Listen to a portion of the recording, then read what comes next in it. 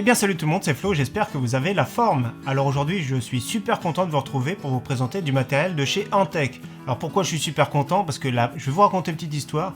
La première fois que j'ai acheté un composant, c'était de la marque Antec. C'était en 2006. Alors en 2006, j'avais acheté un PC chez Carrefour, un PC d'assemblée de grands constructeurs.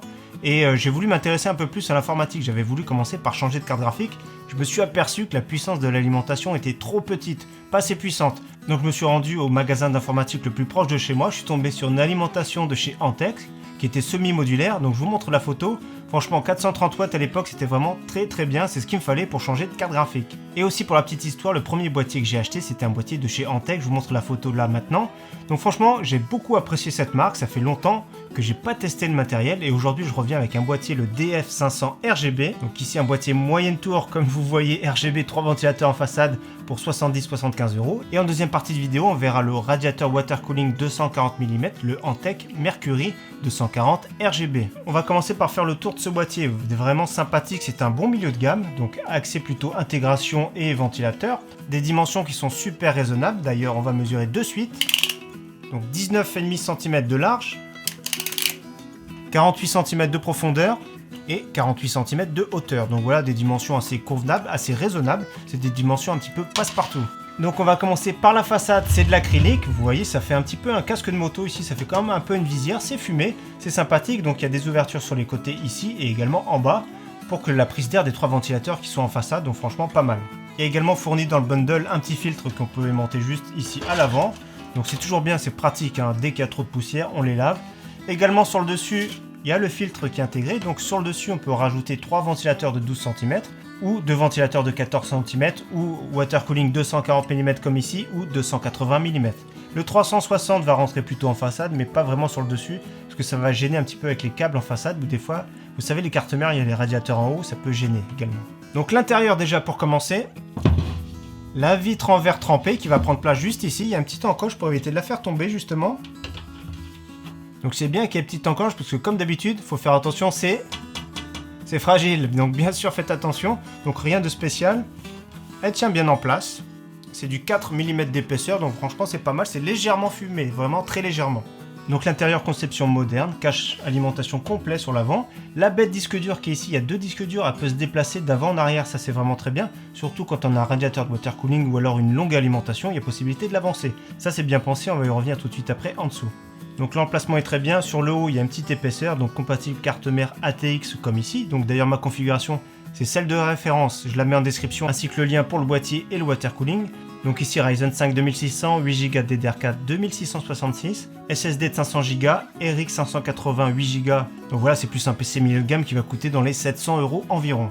Donc comme vous voyez à l'intérieur, c'est vraiment une conception moderne, il y a de la place pour monter une bonne configuration. À l'arrière, rien de spécial à signaler, seulement il y a un emplacement ici pour un ventilateur de 12 cm, donc vous pourrez le rajouter plus tard. Alors en dessous, nous avons 4 patins qui sont assez conséquents, qui font assez costaud. Ici, comme je vous ai dit, il y a 4 vis, on peut déplacer la petite baie pour les disques durs. Le petit filtre en bas pour le ventilateur de l'alimentation. Alors là, de l'autre côté, vous avez vu, il y a pas mal de câbles, c'est vraiment impressionnant. Donc au niveau du câble management, c'est assez difficile, hein. L'espacement est quand même contenu parce qu'il n'est pas très large. J'aurais bien voulu voir un demi-centimètre en plus. Autrement, vous avez vu, il y a de quoi faire, mais de toute façon, dès qu'il y a beaucoup de ventilateurs, ou surtout du RGB, c'est vraiment assez conséquent, il y a de plus en plus de câbles. Le petit module ici pour gérer le RGB, donc les 3 ventilateurs sont branchés dessus. Il y a possibilité de commander le RGB soit directement via la façade, donc c'est connecté en façade. Donc le bouton Reset est alloué à l'éclairage. Ou alors si vous avez une carte mère compatible, il y a possibilité également de le piloter via la carte mère. Donc ça c'est une question de choix. Moi j'aime bien directement sur le panneau central. Donc justement sur le panneau, j'ai pas précisé, 2 ports USB 3.0, port casque et micro, donc power et l'éclairage. Donc ensuite niveau stockage, donc les 2 baies pour disque dur ici, 2 baies pour SSD ou disque dur de pouce et demi. Également il y a possibilité de mettre 2 disques durs ou 2 SSD de pouce et demi, que ce soit de ce côté-là ou le fixer de l'autre côté, donc suivant votre choix. Donc il y a vraiment de quoi faire au niveau intégration stockage. Donc voilà, c'est un bon petit boîtier moderne, le prix raisonnable, hein, 70-75 €. Son concurrent ça va être le Cooler Master MB520, donc plus ou moins dans la même gamme de prix. Alors un petit peu plus cher, on trouve de plus en plus maintenant des boîtiers avec de l'adressable RGB. Donc celui-ci a une conception et un prix vraiment dans la moyenne du marché. Mais vous allez voir la grosse particularité de ce boîtier que j'ai beaucoup apprécié. On va parler des températures et surtout du bruit. Alors j'ai commencé par tester le boîtier avec le Be Quiet Pure Rock, donc ce ventirad qui est vraiment une ventirade à 30 € qui fait vraiment très bien le travail. Il est silencieux. Alors au niveau du bruit, grosse surprise et agréable surprise, il fait vraiment pas de bruit. 31 décibels, c'est vraiment impressionnant. Donc j'ai utilisé le sonomètre. Donc voilà mon petit sonomètre pour vous dire déjà, un boîtier à 37 décibels c'est silencieux, mais 31 c'est vraiment impressionnant. À 15 cm de la façade, mon PC de tous les jours c'est dans les 40 décibels et il n'est pas particulièrement bruyant. Donc franchement, gros point positif pour ce boîtier au niveau du bruit. Au niveau de température, bien sûr, boîtier fermé pour ceux qui se demandent. Donc boîtier fermé, 3D Mark Basic Edition, ça chauffe un petit peu plus qu'un jeu, donc j'ai fait 2 sessions et je prends la température au bout de la deuxième session. Donc avec le ventirad, comme ça on pourra comparer tout à l'heure avec le water cooling Mercury 240. Donc le Ryzen 5 2600 a fait 72 degrés, donc il faut dire que c'est l'été, il fait un peu plus chaud. La carte graphique 71 degrés, donc ici des températures vraiment super raisonnables. Donc justement la transition au niveau température, on va parler du Mercury 240, donc un radiateur de water cooling 240 mm comme son nom l'indique. Je l'ai fixé sur le haut, donc ici avec le Mercury RGB on a perdu 11 degrés, donc c'est vraiment très bien. Le bruit, il n'est pas très bruyant en soi, mais il y a un petit bruit d'hélice qui est vraiment pas très agréable. Donc celui-ci, il n'est pas bruyant, mais il n'est pas vraiment agréable.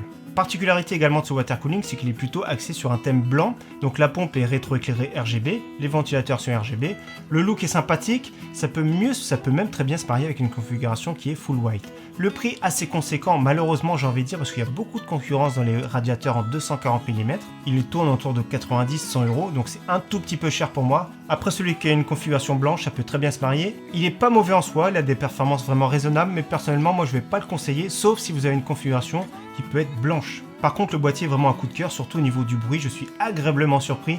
Franchement 31 décibels c'est vraiment un boîtier silencieux, un look sympathique, bonne capacité d'intégration, donc il a tout pour lui, à prix raisonnable en plus, donc très bon pour ce DF500 RGB. Donc voilà, j'espère que cette vidéo test vous aura plu, j'espère vous revoir très prochainement sur ma chaîne. En tout cas merci à tous, ciao bye.